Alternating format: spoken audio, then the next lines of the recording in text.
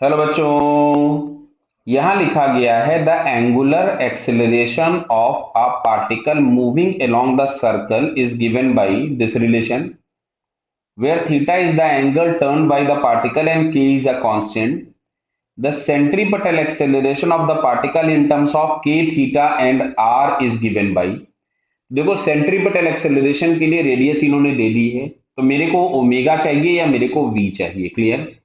अब देखो, यहां से अल्फा दिया है तो ऑब्वियस है हम ओमेगा ही निकालना चाहेंगे.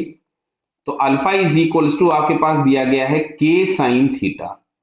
अच्छा, अल्फा को हम लोग लिख सकते थे D omega by D T, लेकिन हम लोगों को चाहिए थीटा का टर्म.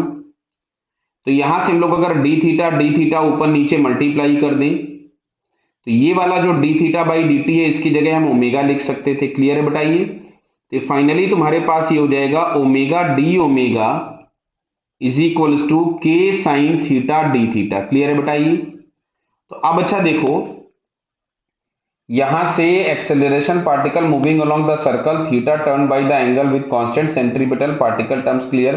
तो मान लेते हैं theta is equals to zero पे एंगुलर वेलोसिटी जीरो थी, किसी भी एंगल थीटा पे एंगुलर वेलोसिटी ओमेगा हो जाएगी.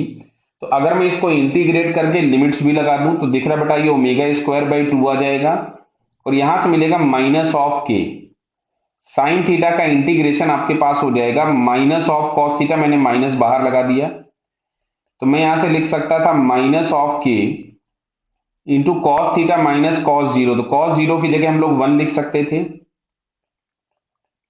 तो बेटा मैं इसको ऐसा लिख सकता हूं omega square is equals to two k और माइनस में अगर अंदर ले जाऊं तो मिलेगा वन माइनस कॉस थीटा. अच्छा, सेंट्रीपिटल एक्सेलरेशन एसी के नाम पे अब हम आर ओमेगा स्क्वायर लिख सकते थे. तो omega square is what? Two K into one minus cos theta.